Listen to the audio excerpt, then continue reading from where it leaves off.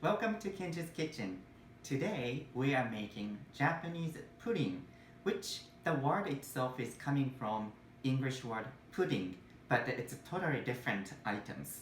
And this is sweet custard, and it's really soft and creamy. This was my favorite sweet when I was growing up, and my grandmother often made us. So let's try making it. So this is 2/3 cup of sugar, and here is the 3 tablespoons of water, and we heat this one gently first. We are making caramel, and we want to make sure sugar is going to be dissolved, but you don't want to use any whisk or like anything to disturb this because it's going to crystallize the sugar itself. So just you can swirl like this when you make it melt. So you want to make it dark brown. It's not burnt, but like definitely you want to have a good dark caramel color. So this is the right color. So I turned off the heat, and we are going to add 1 tablespoon of hot water.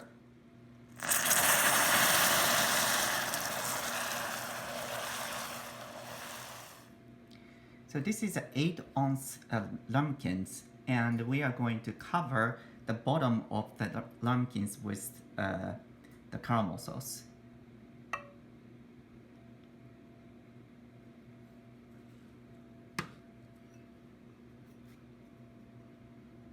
Just to be careful not burn yourself with this hot liquid. So next we are making a custard. First, turn on the heat for 2 cups of whole milk. And you want to gently heat so that it's not going to boil, because we don't want to boil the milk. And meanwhile, we are going to crack the eggs. As you remember, I always crack my egg on the counter, not the edge of the bowl. This is quite a large egg. So these are the 3 eggs cracked, and I am going to mix this. And we don't want to make too much bubbles, so I'm using a chopstick, but you can use just a regular whisks too.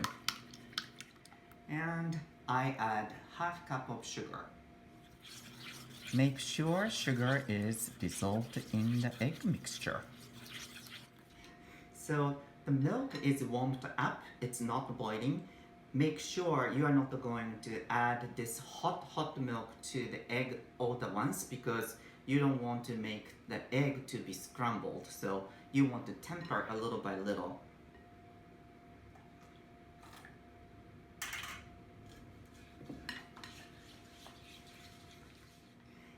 And then add 1 teaspoon of vanilla extract.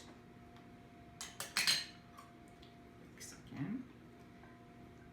And the next is like we are straining the custard mixture through the mesh.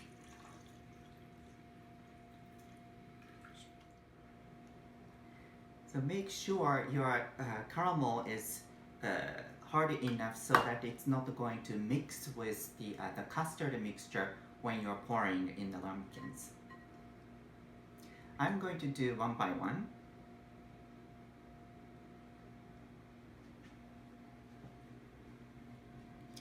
And to avoid the bubble, I am using actually a finer strainer here.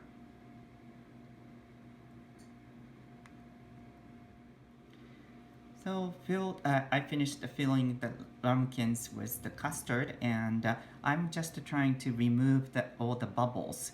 So using the lighter, it is quite easy to get rid of those bubbles.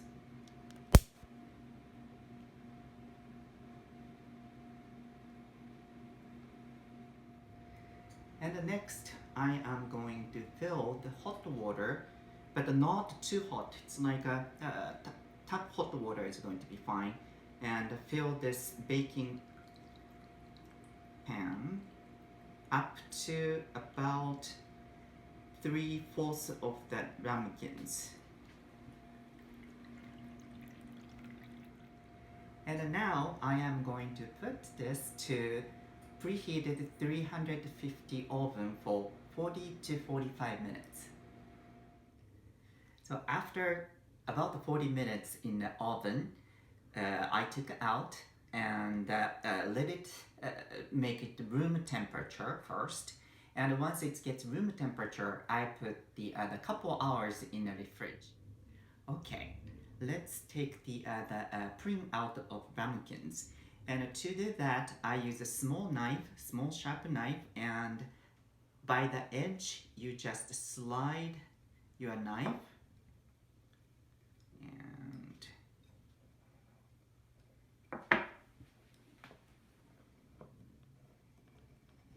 And this is already loose, so.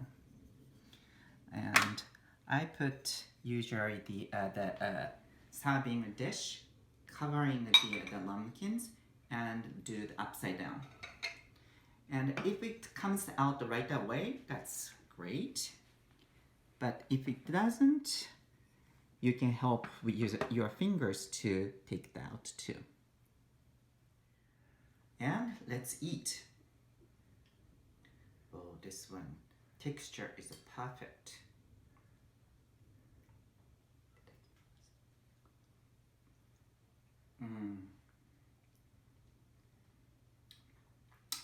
The custard is very eggy and soft, and softness, and also that a little bit of bitterness from that caramel sauce. This is a perfect pudding.